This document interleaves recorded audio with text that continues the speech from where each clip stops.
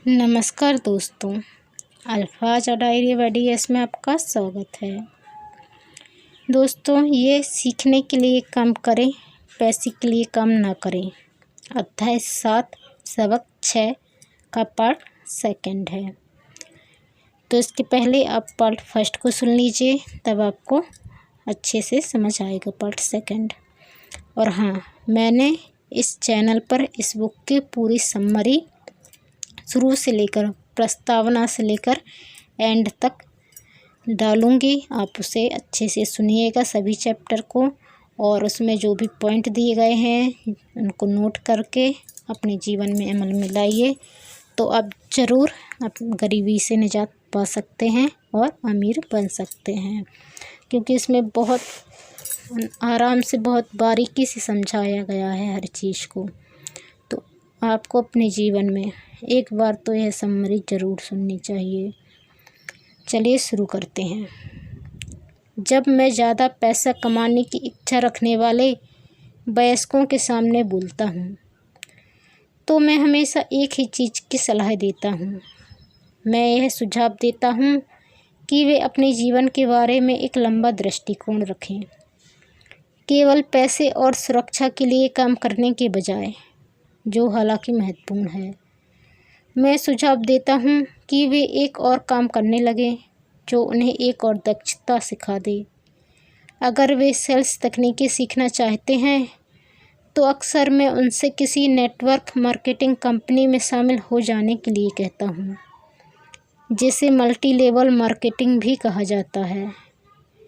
इनमें से कुछ कंपनियों के प्रशिक्षण कार्यक्रम बहुत बढ़िया होते हैं, जो लोगों के मन में झिझक और असफलता का डर निकाल देते हैं, जो लोगों के असफल होने का मुख्य कारण होते हैं। लंबे समय में शिक्षा धन से ज़्यादा मूल्यवान है। जब मैं यह सुझाव देता हूँ, तो अक्सर लोगों की प्रतिक्रिया होती है, पर इसमें बहुत झंझट है, या मैं केवल वही करना चाहता हूँ जिसमें मेरी रुचि है। इसमें बहुत झंझट है कि जवाब में मैं पूछता हूँ, तो आप ज़िंदगी भर सरकार को सिर्फ इसलिए काम करते रहेंगे ताकि आपकी आय में से 50% आप सरकार को दे दें। दूसरे वक्तव्य, मैं केवल वही करना चाहता हूँ जिसमें मेरी रुचि है, कि जवाब में मैं कहता हूँ, मैं जिम जाने में बिल्कुल रुचि नहीं रखता हूँ, परंतु मैं वहाँ इसलिए जाता हूँ ताकि मैं ज़्यादा फिट हो सकूं और ज़्यादा समय तक ज़िंदा रह सकूं। दुर्भाग्य से उस पुरानी कहावत में कुछ सच्चाई है। आप एक बूढ़े कुत्ते को नई चालबाजी नहीं सिखा सकते। जब तक कोई आदमी बदलने के लिए तैयार ना हो, बदलना बहुत कठिन होता है। परंतु उन लोगों के लिए जो कुछ नया सीखने के विचार से प्रेरित हो सकते हैं और दो राहे पर खड़े हैं, मेरा सुझाव यही है। ज़िंदगी बहुत हद तक जिम जाने की ही तरह है। इसमें सबसे दर्द भरा हिस्सा वहाँ जाने का फ़ैसला लेना है। एक बार आप यह फ़ैसला कर लेते हैं, तो बाकी सब आसान हो जाता है। ऐसे कई दिन आए हैं जब मैं जिम जाने के नाम से काँप जाता हूँ, परंतु एक बार मैं वहाँ पहुँच जाता हूँ और काम शुरू कर देता हूँ, तो मुझे इसमें मज़ा आने लगता है। जब मैं वहाँ से निकलता हूँ, तो मुझे हमेशा खुशी होती है कि मैं वहाँ गया था। अगर आप कुछ नया सीखने के प्रति अनिच्छुक हों और इसके बजाय आप अपने क्षेत्र में बहुत विशेषज्ञता हासिल करने पर जोर देते हों, तो यह सुनिश्चित कर लें कि जिस कंपनी के लिए आप काम करते हैं वहाँ यूनियन हो। लेबर यूनियन विशेषज्ञों की रक्षा के लिए ही बनाई जाती है। मेरे पढ़े लिखे डैडी जब गवर्नर की कृपा दृष्टि से दूर हो गए, तो वे हवाई में टीचर्स यूनियन के अध्यक्ष हो गए। उन्होंने मुझे बताया कि यह उनके द्वारा किया गया सबसे कठिन काम था। मेरे अमीर डैडी ने दूसरी ओर जिंदगी भर यह कोशिश की कि उनकी कंपनियों में यूनियन न बन पाए। वे सफल हुए, हालांकि यूनियन काफ़ी करीब आ गई थी, परंतु अमीर डैडी हमेशा उनसे दूर रखने में कामयाब हो जाते थे। व्यक्तिगत रूप से मैं किसी का पक्ष नहीं लेता, क्योंकि मुझे दोनों ही बातों में फ़ायदे दिखते हैं और उनकी ज़रूरत दिखती है। अगर आप स्कूल द्वारा सुझाए रास्ते पर चलते हैं, उच्च विशेषज्ञता हासिल करते हैं, तो फिर आप यूनियन की सुरक्षा में चले जाएं। उदाहरण के लिए, अगर मैं अपने हवाई जहाज़ उड़ाने के कैरियर में गया होता तो मैंने ऐसी कंपनी पसंद की होती जिसकी पायलट यूनियन बहुत तगड़ी होती। क्यों? क्योंकि मेरी ज़िंदगी केवल एक दक्षता को सीखने के लिए समर्पित होती, जिसका मूल्य केवल एक उद्योग में ही हो सकता था। अगर मुझे इस उद्योग से निकाल दिया गया होता तो मेरे जीवन की दक्षताएं किसी दूसरे उद्योग में उतनी बहुमूल्य नहीं होती। अगर किसी वरिष्ठ पायलट को निकाल दिया जाए जिसके पास हवाई उड़ान का 1 लाख घंटे का अनुभव हो और जो हर साल $1.5 लाख कमा रहा हो, उसे स्कूल टीचिंग में इतनी ज़्यादा कमाई वाला बराबरी का काम ढूंढने में बहुत दिक्कत आएगी। दक्षताएं एक उद्योग से दूसरे उद्योग में ट्रांसफ़र नहीं होती, क्योंकि एयरलाइन उद्योग में जिन दक्षताओं की ज़रूरत होती है और जिसके लिए पायलटों को ज़्यादा वेतन दिया जाता है, वह स्कूल सिस्टम में उतनी महत्वपूर्ण नहीं होती। आज डॉक्टरों के लिए भी यही सही है। चिकित्सा के क्षेत्र में इतने परिवर्तन हो रहे हैं। कई मेडिकल विशेषज्ञ मेडिकल संगठनों जैसे HMO में जुड़ना पसंद करते हैं। स्कूल के शिक्षकों को यूनियन का सदस्य होना पड़ता है। आज अमेरिका में टीचर्स की यूनियन सबसे बड़ी और अमीर लेबर यूनियन है। NEA यानी नेशनल एजुकेशन एसोसिएशन के पास बहुत ज़्यादा राजनीतिक प्रभाव है। शिक्षकों को अपनी यूनियन की सुरक्षा की ज़रूरत होती है, क्योंकि शिक्षा के बाहर उनकी दक्षताओं का मूल्य अपेक्षाकृत काफ़ी कम होता है। तो नियम यह है, उच्च विशेषज्ञता हासिल करो और यूनियन बना लो। स्मार्ट लोग यही करते हैं। जब मैं अपनी कक्षा से पूछता हूँ, आप में से कितने मैकडॉनल्ड से अच्छा हैमबर्गर बना लेते हैं, तो लगभग सभी विद्यार्थी अपने हाथ खड़े कर देते हैं। मैं फिर पूछता हूँ, अगर आप में से ज़्यादातर बेहतर हैमबर्गर बना लेते हैं तो ऐसा क्यों होता है कि मैकडॉनल्ड आपसे ज़्यादा पैसा बना लेता है? जवाब साफ है, मैकडॉनल्ड बिजनेस सिस्टम में आपसे अच्छा है। ज़्यादातर प्रतिभाशाली लोग सिर्फ इसलिए गरीब होते हैं क्योंकि वे अपना सारा ध्यान बेहतर हैमबर्गर बनाने में लगाते हैं और बिजनेस सिस्टम के बारे में कुछ नहीं जानते। हवाई में मेरा एक दोस्त है जो एक महान कलाकार है। वह काफ़ी पैसा कमा लेता है। एक दिन उसकी माँ के वकील ने उसे बताया कि उसकी माँ ने अपने पुत्र के नाम पर $35,000 छोड़े हैं। यह रकम सरकार और वकीलों द्वारा अपना हिस्सा लेने के बाद बची थी। तत्काल उसने इस पैसे से विज्ञापन करके अपने व्यवसाय को बढ़ाने का सोचा।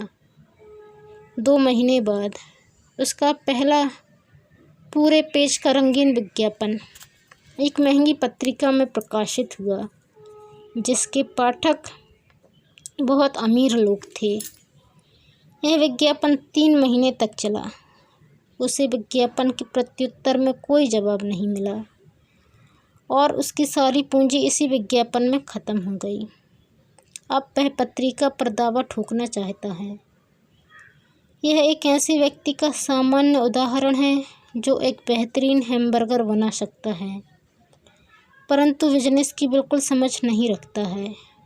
जब मैंने उससे पूछा कि उसने क्या सीखा, तो उसका जवाब केवल यही था कि विज्ञापन करने वाले लोग धोखेबाज होते हैं।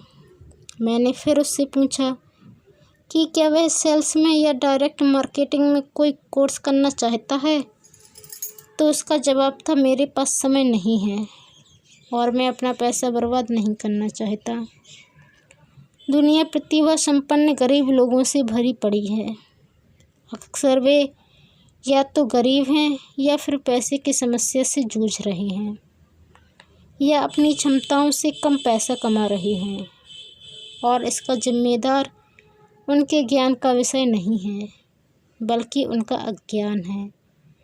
वे एक बेहतर हैमबर्गर बनाने की दक्षता को पैना करने में ही लगे रहते हैं और हैमबर्गर को बेचने और उसे घर तक पहुंचाने की दक्षता पर बिल्कुल भी ध्यान नहीं देते हैं।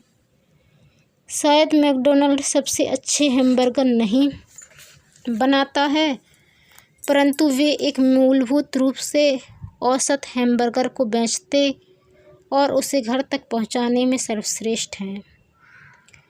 गरीब डैडी चाहते थे कि मैं विशेषज्ञता हासिल करूं। उनका विचार था कि अगर मैं ऐसा करूंगा तो मुझे ज़्यादा वेतन मिलेगा। हालांकि उन्हें हवाई के गवर्नर ने साफ कह दिया था कि वे राज्य सरकार के लिए अब कम नहीं कर सकते। फिर भी मेरे पढ़े लिखे डैडी मुझे विशेषज्ञता हासिल करने के लिए प्रोत्साहित किया करते थे। पढ़े लिखे डैडी ने टीचर्स यूनियन का काम संभाल लिया था और वे उच्च शिक्षित और निपुण प्रोफेशनल के लिए और ज़्यादा सुरक्षा और फ़ायदों के लिए अभियान छेड़ रहे थे। हम में इस बात पर काफ़ी बहस हुई, परंतु मैं जानता हूँ कि वे इस बात पर काफ़ी सहमत नहीं हुए कि ज़्यादा विशेषज्ञता के कारण ही यूनियन के संरक्षण की ज़रूरत होती है। वे यह कभी नहीं समझ पाए कि आप जितनी ज़्यादा विशेषज्ञता हासिल कर लेते हैं उतने ही ज़्यादा आप जाल में फंस जाते हैं और आप अपनी विशेषज्ञता पर निर्भर हो जाते हैं। अमीर डैडी की सलाह यह थी कि माइक और मैं खुद विकास करें। कई कॉरपोरेशन यही करते हैं।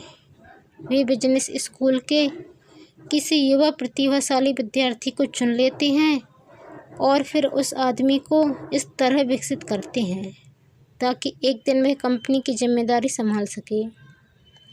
और ये प्रतिभाशाली युवा कर्मचारी किसी एक डिपार्टमेंट में विशेषज्ञ नहीं होते। वे बिजनेस सिस्टम के सभी पहलुओं की जानकारी लेने के लिए इस डिपार्टमेंट से उस डिपार्टमेंट तक काम करना सीखते हैं।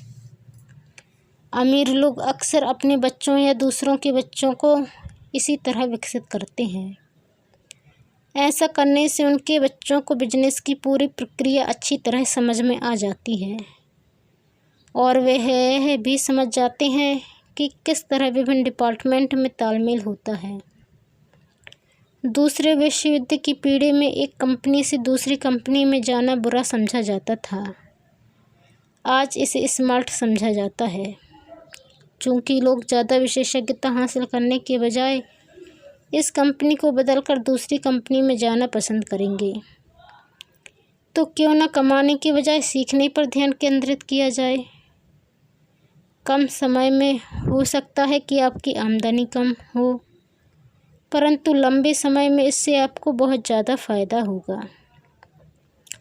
सफलता के लिए जिन मुख्य मैनेजमेंट दक्षताओं की ज़रूरत होती है वे हैं कैश फ्लो का मैनेजमेंट, सिस्टम का मैनेजमेंट, आपके और आपके परिवार के साथ समय को मिलाकर, लोगों का मैनेजमेंट। सबसे महत्वपूर्ण विशेषज्ञ दक्षताएं सेल्स और मार्केटिंग की समझ है। बिक्री की योग्यता ही व्यक्तिगत सफलता की आधारभूत कुशलता है। इसलिए आपको दूसरे आदमी के साथ संप्रेषण में कुशल होना चाहिए, चाहे वह कोई ग्राहक हो, कर्मचारी हो, बॉस हो, पत्नी हो या बच्चे हों। कम्युनिकेशन स्किल जैसे लिखना, बोलना और सौदेबाजी करना सफल जीवन के लिए बहुत ज़रूरी है। यह एक ऐसी कला है जिस पर मैं लगातार मेहनत करता हूँ और अपने ज्ञान को बढ़ाने के लिए पाठ्यक्रमों में भाग लेता हूँ या शैक्षणिक टेप खरीदता रहता हूँ। जैसा कि मैंने बताया, मेरे पढ़े लिखे डैडी ने जितनी ज़्यादा मेहनत की वे उतने ही ज़्यादा काबिल बने। उन्होंने जितनी ज़्यादा विशेषज्ञता हासिल की, वे उतने ही ज़्यादा फंसते चले गए। हालांकि उनकी तनख्वाह बढ़ी, परंतु उनके विकल्प कम होते चले गए।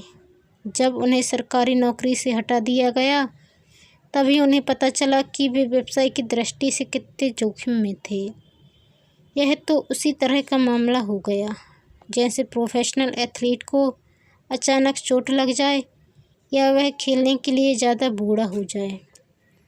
उनकी ऊंची तनख्वाह वाली स्थिति चली जाती है और वे अपनी सीमित दक्षताओं के सहारे जीवन यापन करते हैं।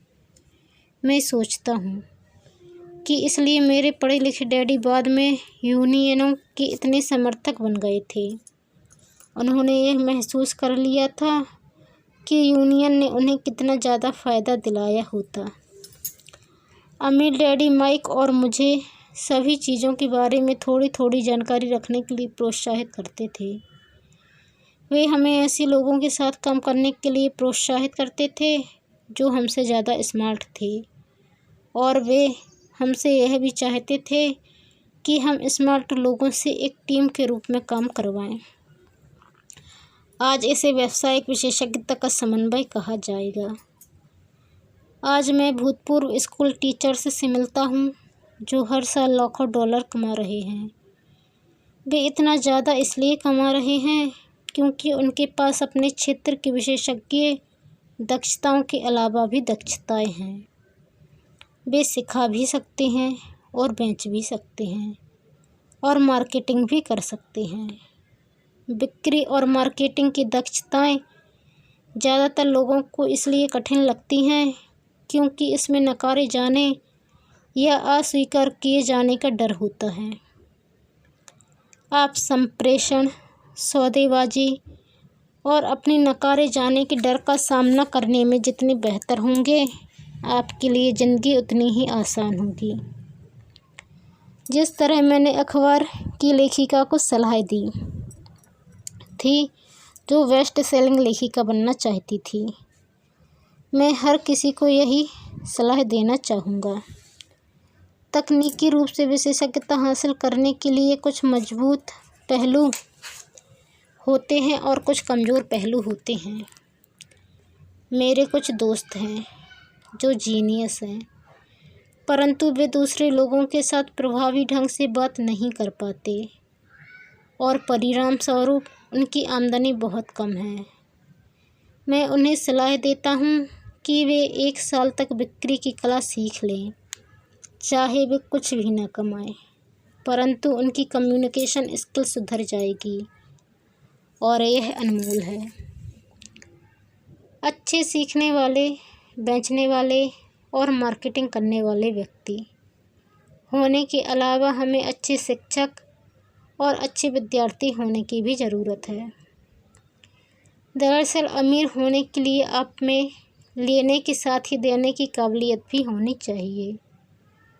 आर्थिक या प्रोफेशनल संघर्ष के मामलों में देने और लेने में बहुधा कमी देखी गई है। मैं ऐसे कई लोगों को जानता हूँ जो सिर्फ इसलिए गरीब हैं क्योंकि वे ना तो अच्छे विद्यार्थी हैं ना ही अच्छे शिक्षक हैं। मेरे दोनों डैडी उदार थे। दोनों ने पहले देने के सिद्धांत का पालन किया था। शिक्षा देना उनके लिए देने का एक प्रकार था। जितना ज़्यादा उन्होंने दिया उतना ही उन्हें मिला। पैसे देने के मामले में ज़रूर उन लोगों में अंतर था। मेरे अमीर डैडी ने बहुत सा पैसा दान दिया। उन्होंने अपने चर्च को दान दिया, समाज सेवी संस्थाओं को दान दिया और अपने फाउंडेशन को दान दिया। वे जानते थे कि पैसा हासिल करने के लिए पैसा देना होता है। पैसा देना ज़्यादातर अमीर परिवारों का रहस्य है। इसलिए रॉकफेलर फाउंडेशन और फोर्ड फाउंडेशन जैसे संगठन काम कर रहे हैं। ये संगठन उनकी संपत्ति को लेते हैं, उसे बढ़ाते हैं और लगातार देते रहते हैं। मेरे पढ़े लिखे डैडी हमेशा कहा करते थे, जब मेरे पास अतिरिक्त पैसा होगा मैं उसे दान में दूंगा। समस्या यह थी कि उनके पास कभी अतिरिक्त पैसा नहीं आया। इसलिए वे ज़्यादा पैसा कमाने के लिए ज़्यादा मेहनत करते रहे और पैसे के लिए सबसे महत्वपूर्ण नियम को भूल गए। दो और आपको मिल जाएगा। इसके बजाय वे यह यकीन करते रहे, लो और फिर दो। निष्कर्ष में मैं यही कहना चाहता हूँ कि मुझ पर दोनों ही डैडियों की छाप है। मेरा एक हिस्सा कट्टर पूंजीपति का है जो पैसे से पैसा कमाने के खेल से प्रेम करता है। मेरा दूसरा हिस्सा एक सामाजिक रूप से जिम्मेदार शिक्षक का है जो गरीबों और अमीरों के बीच बढ़ती आर्थिक खाई से बहुत ज़्यादा चिंतित है। मैं इस बढ़ती हुई खाई के लिए मूल रूप से दकियानुसी शिक्षा तंत्र को जिम्मेदार मानता हूँ। तो दोस्तों, आपको ये बुक कैसी लग रही है कमेंट कर ज़रूर बताएं। और आज जो आपने सीखा है, मतलब जो सबक सीखा है कि पैसों के लिए काम ना करें, सीखने के लिए काम करें। यदि आपने ये अपने जीवन में अपना लिया और एक ही विशेषज्ञता हासिल ना कर हर काम के बारे में थोड़ा थोड़ा जान लिया, तो आपके जीवन में कभी भी कठिन परिस्थितियाँ, कितनी भी कठिन परिस्थितियाँ आएँ, आप उनसे बड़ी आसानी से बाहर निकल जाएंगे। आपको जीवन में कभी भी आर्थिक तंगी का सामना नहीं करना पड़ेगा। तो ये सबक जो है सबसे इम्पोर्टेंट है। कहीं भी आप जाएं, ये मत सोचें कि मुझे कितना पैसा मिल रहा है यहाँ पर। ये सोचें और ये देखें कि हाँ, मुझे कितना सीखने के लिए मिल सकता है और ये सीखना मेरे जीवन में आगे कैसे काम आ सकता है। हमें हर चीज़ को सीखने की कोशिश करनी चाहिए, उसके लिए समय भी निकालना चाहिए। ऐसा नहीं है कि हमें एक समय में एक ही चीज़ सीखना है। यदि हमें एक से ज़्यादा चीज़ें एक ही समय में सीखने को मिल रही हैं तो हमें वह भी सीखनी चाहिए। दोस्तों, मेरा जो वॉच टाइम है वो कंप्लीट होने को है और सब्सक्राइबर बहुत कम हैं। पता नहीं आप लोग वीडियो देखते हैं तो उससे चैनल को सब्सक्राइब क्यों नहीं करते हैं। देखिए, यदि आप चैनल को सब्सक्राइब कर लेंगे और बेल आइकन को क्लिक कर ऑल नोटिफिकेशन बेल को दबा देंगे ना, तो आपको वीडियो अपलोड होते ही नोटिफिकेशन मिल जाएगा। और अच्छी आपको आगे और भी बुक मिलेंगी आपको, जैसे हमें अच्छा व्यवहार कैसे करना चाहिए, हम अपने व्यवहार में कैसे परिवर्तन लाएं, ये बुक भी मिलेगी आपको। ये तो सिर्फ आपको अमीर बनाने का है, मतलब आप अपने व्यवहार में कैसे परिवर्तन करें, इसके बाद हम यह सीखेंगे। इसके लिए जो बेस्ट सेलिंग पुस्तक है उसकी पूरी समरी मैं आपको अपने ही चैनल पर, जैसे रिच डैड पुअर डैड की सुना रही हूँ, वैसे ही उसकी भी सुनाऊँगी और समझाऊँगी। तो आप यदि चैनल पर नए आए हैं, आपने अभी तक चैनल को सब्सक्राइब नहीं किया है, तो प्लीज़ सब्सक्राइब कर लें और वीडियो को पसंद आने पर लाइक व शेयर करना ना भूलें। धन्यवाद।